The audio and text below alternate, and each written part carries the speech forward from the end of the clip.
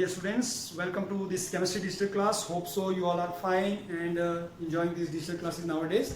Dear student, as you know very well about that, we are doing our equilibrium chapter, in which the equilibrium we have done. Equilibrium chapter is divided into two parts. As yesterday in my live class, I was talking to some of the students, and those students were complaining about some topic that those topics they skipped. So I'm going to start from the morning. So first 5 minutes, I start from the beginning, and the first 5 minutes, let me tell you about what we are doing, what we have done, and what we will do. Okay.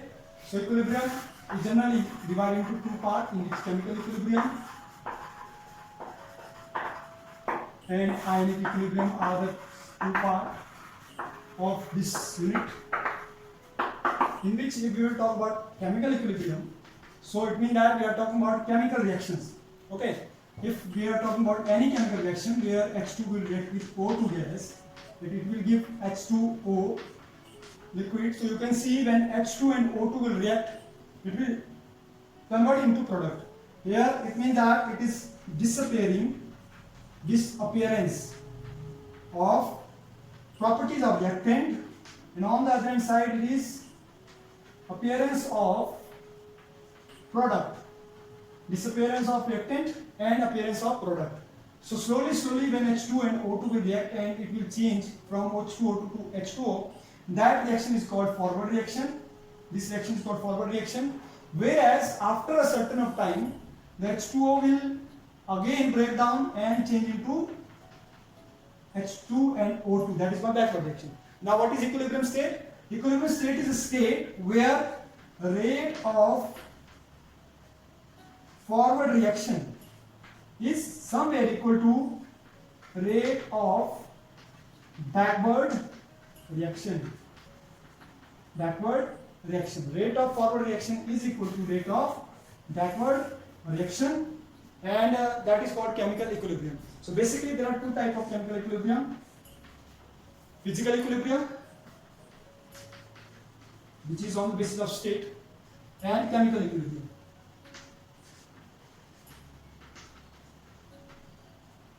Physical equilibrium and chemical equilibrium. And in chemical equilibrium we are talking about two types of equilibrium, that is equilibrium, homogeneous equilibrium and heterogeneous equilibrium.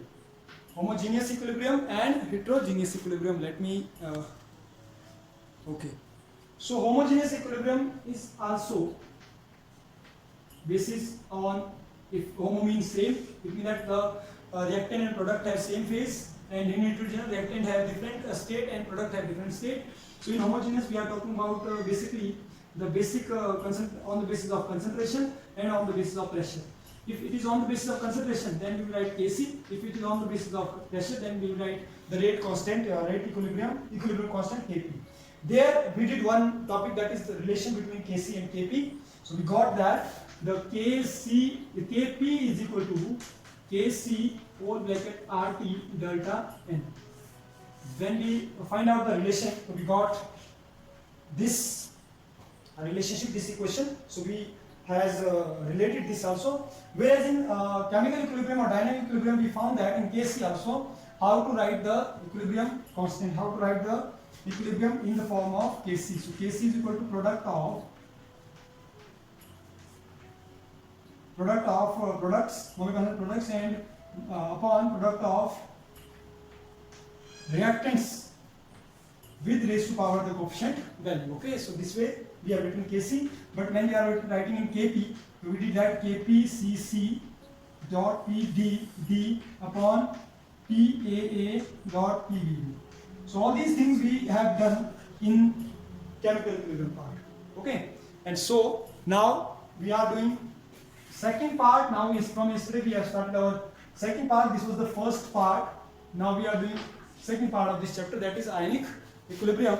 So let's start at ionic equilibrium. What we did in ionic equilibrium. Basically ionic equilibrium is also known as electrolyte. What is electrolyte? Electrolyte are all those solution in which when any substance is going to be ionized. Now it is ionized. Ionized means breaking down into ions when it will dissolve in water.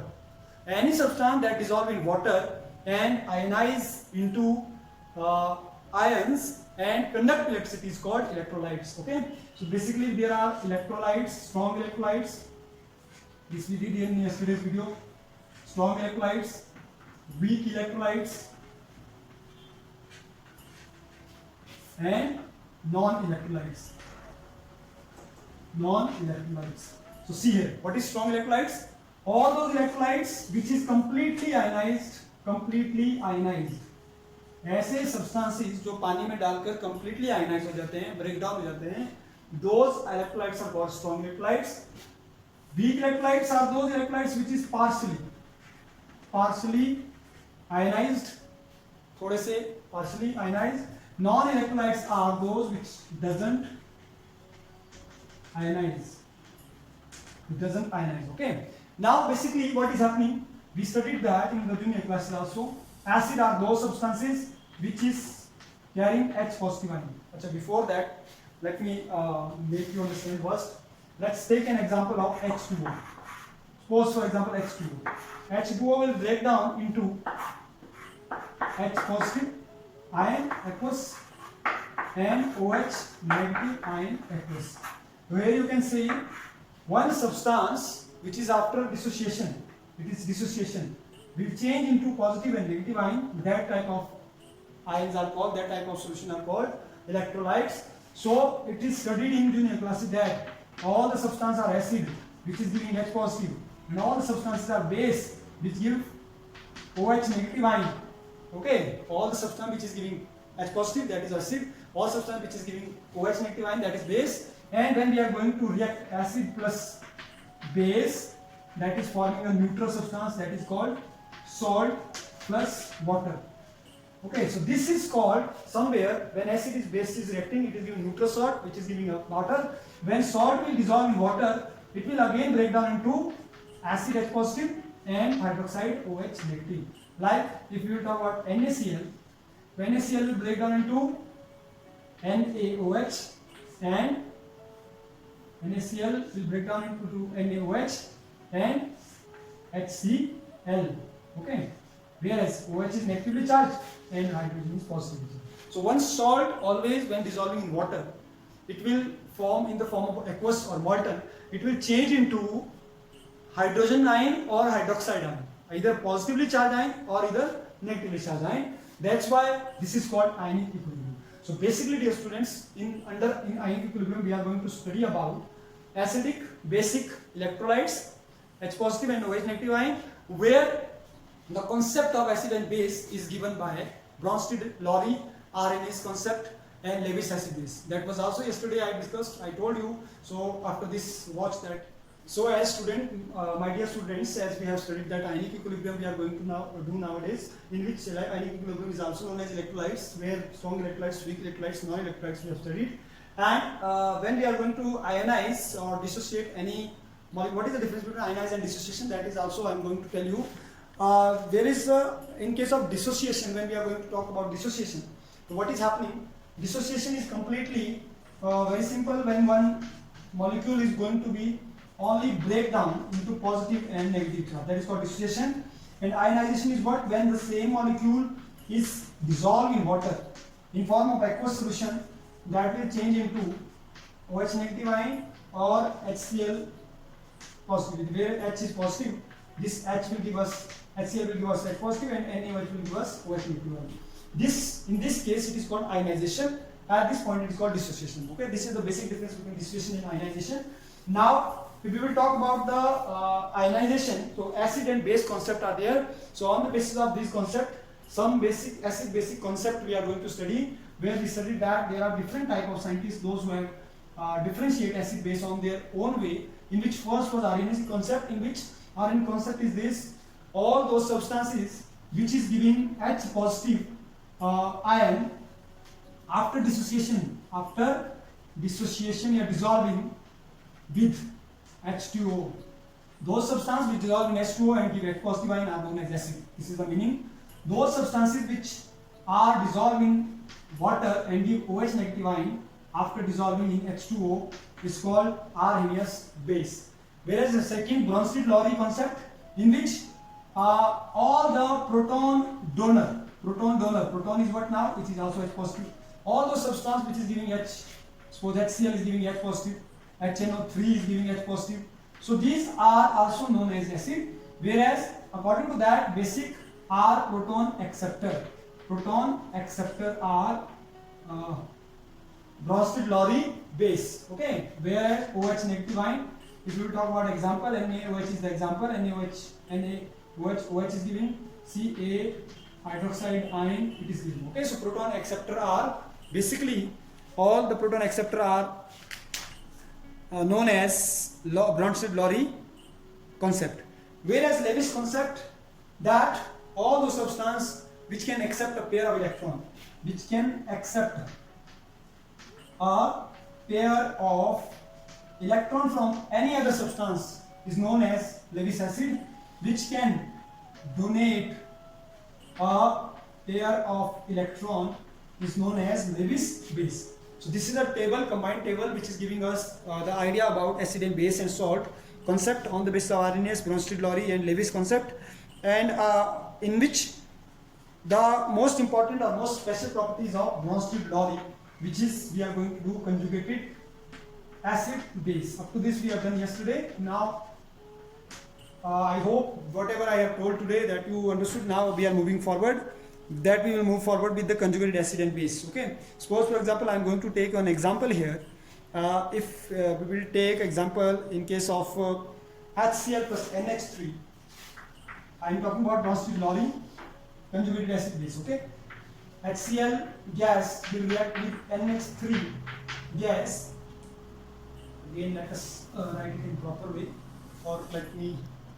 Okay, now my dear student, if you will focus here, this is the example of conjugated acid base, in which in one example there is acid also, base also. So see here, when HCl will react with NH3, HCl will react with NH3, it is giving NH4 positive and Cl negative. Because in case of acid base, we need to make one positively charged particle, one negatively charged particle. Okay, or positively charged particle is this. Here what happened? This H will combine with NH3, form H plus NH3, NH4 positive, whereas N have only tendency to gain 3 electron, 1, 2, 3. N have tendency to gain H, H, H. When there is one extra H, it means that H will be carry, H will take positive charge on N. Okay. Similar way, when H will remove from Cl, it is giving Cl negative. So it means that here in this particular, from this particular compound HCl, when H will remove. Now see here, proton donor. What is proton donor here? Which one is proton donor here? Proton donor. Yes, HCl is proton donor because it is giving H positive. It is giving H positive to NH3. This is called acid in this particular case. Whereas this is proton acceptor, because when H is accepted by NH3, so this is called base. So it is called Bronsted-Lowry acid. This is called Bronsted-Lowry base because it is giving H positive and it is taking H positive in product. And on the other hand side, this is getting, now this become from neutral to negative charge. This become negatively charged particle, Cl negative. That's why it means that here we will write minus H positive, or here we can write positive H positive. Means one H positive is gained, and here in the down H positive is. So what is the conjugated acid base? So if we will talk about the concept, so HCl is donating one hydrogen, that's why it is called acid, and NH3 is getting one hydrogen, that's why it is called base. So here what is the conjugated acid and base that we need to understand. So for example, write, find conjugated acid or base from the following pair. Suppose HCO, if I take example of HCO3 negative, HCO3 negative. And if you need to find out, we know very well, we need to make it HCO3. If suppose it will gain one hydrogen, if it will gain one hydrogen to make it 2 negative, if it will lose one hydrogen positive ion, it will lose one hydrogen positive ion, it will gain SCO3 2 negative. So it means that CO3 2 negative is the conjugated base. It is the conjugated base. Why it is conjugated base? Because it is removing removing one hydrogen from here. If I will take example of NH3, so it will gain one hydrogen and it will become NH4 positive. It is conjugated acid. Hope so you are understanding. So now you give me one answer that what will be the conjugated base for OH, conjugated base for HNO3. What will be the conjugated base for HNO3? Conjugated base. Conjugated base for HNO3. The conjugated base for HNO3 will be one hydrogen will remove from here. Okay, so what will remain? NO3 negative charge. Why negative charge? Because it lose one hydrogen, and that is called a nitrate is the conjugated base for this HNO3. Like this way you need to write the conjugated base for NH3 OH negative, HCO3 negative, NH4 positive, H2S. Okay, so do practice and then do send me. Getting a point? So this is conjugated base and acid. Conjugated base for OH negative. Yes, it will be O2 negative, O2 2 negative, because H will be removed from here. Okay, so this is all about the acid base concept. Now I am going to take a new concept, that is pH or ionization. Before going to start the pH you know it is indicator. But before going to start the pH, let's do about the ionization. The next topic is ionization of water. If we will ionize the water, it will give us H positive and OH negative ion. Okay, dear students, if we will ionize the water, it will give us H positive and OH negative ion. And whenever we are going to ionize the water, it will break down into HC. Let us take an example of H2O. It will break down into H2 gas plus O H negative ion aqueous. H positive plus O2 negative. But when we are going to take 2H2O, it will break down into H3O positive aqueous plus OH negative. So in both cases, the water is ionized. H2O is ionized into H positive, H3O positive, OH negative, OH negative. It means that in every kind of solution, there when it will ionize, there will be either H positive or H3O positive or OH negative. H3 and H3O positive are acidic. It will tell us about the strength, how much acid is there, and how much hydroxide is there. That will tell us about the basicity. It means that it will tell us about acidity and basicity, or I can say the power of that solution, whether the solution is acid or base, and if it is acid, so how much acid it is, if it is base, then how much base it is. Okay, so that thing we are going to, that acid and base, strength of acid and base, I can say the strength of acid and base can be determined with the help of one indicator, that is pH indicator. So let's start pH, how to calculate pH. Okay, so to calculate pH, how to calculate pH, this is a very important question that is coming in exam also. We know that pH indicator tell us about the strength of solution. It means solution is how much acidic and how much basic. You know very well the strength of acidity is depending upon how many H positive ion or H3O positive ion is there, and the basicity. Then after that, what is the meaning of pH, that we need to understand first. The meaning of pH is equal to minus log the molar concentration of H positive ion. Okay, so dear students, when we need to define the pH, first we need to see what is the pH. P word came from potence. Potence means power of hydrogen ion. Okay, if any solution, we are talking, suppose water pH is 7, it means that there is 7 H positive and 7 OH negative ion is there. Similar way, if you will talk about HCl pH is 2, it means that there are if 2 if there are 2 hydrogen positive ion, there are 12 hydroxide OH negative ion also. Okay, so like this way we can see, and we can write this pH value in the form of 10 raised to power, you know very well. Okay, there is one scale, pH scale. In 10th class you studied, so that's why I'm not teaching you in detail. And this is the measurement. And here somewhere the value is 7.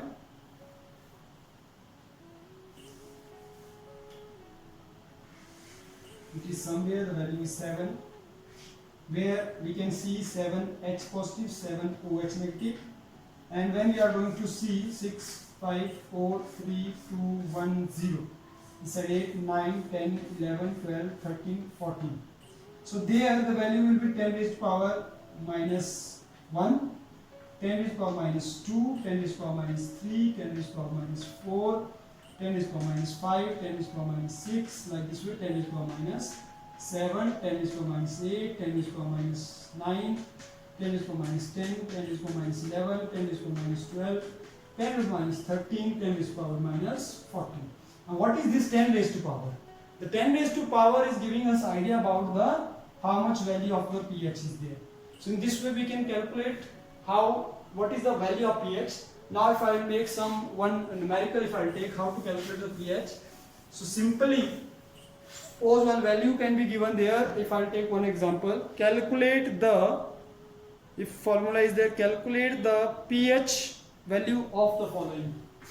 Calculate the pH value of the following. So number 1, suppose I am taking one question. Suppose question is there 0.001 mole. This is very important, my dear sir. 0.001 mole of HCl.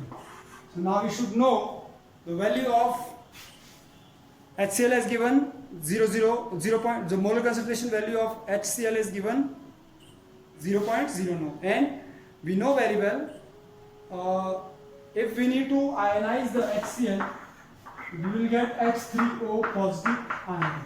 Okay, and the value of pH is pH equal to minus log H3O positive ion. Don't be confused, here I have written H positive, here I have written H3O positive, it is same. Okay, so then if we will write the value of pH is equal to minus log, the value of H3O positive is given here 0.001 mole. Okay, so the 0.001 is changed into 1 into 10 raised to power minus 3 concentration. So here we will write the value 10 raised to power 1.5. So pH is equal to minus log 1 into 10 raised to power minus 3. Here you should know how to calculate the log. Minus log 1 is 0 plus, because multiply is plus. Then the value will come minus 3, because minus 3 will come here. Log 10, and log 10 value is always, log 1 is always 0 and log 10 is always 1. So we will put the value pH is equal to minus 0 plus minus minus 3 into 1, and it will become value pH is equal to 3. The value of pH is 3, minus minus plus, value of pH is 3. So like this way you can calculate pH. So some of the question I will give you. Hope so you understood today's video. It is a little bit lengthy, but dear student, it is very important. So once again, it is my appeal that you all have to do practice, and you all have to solve these questions. Okay, so thank you very much for your patience listening. Hope so you understood. Let's see now how many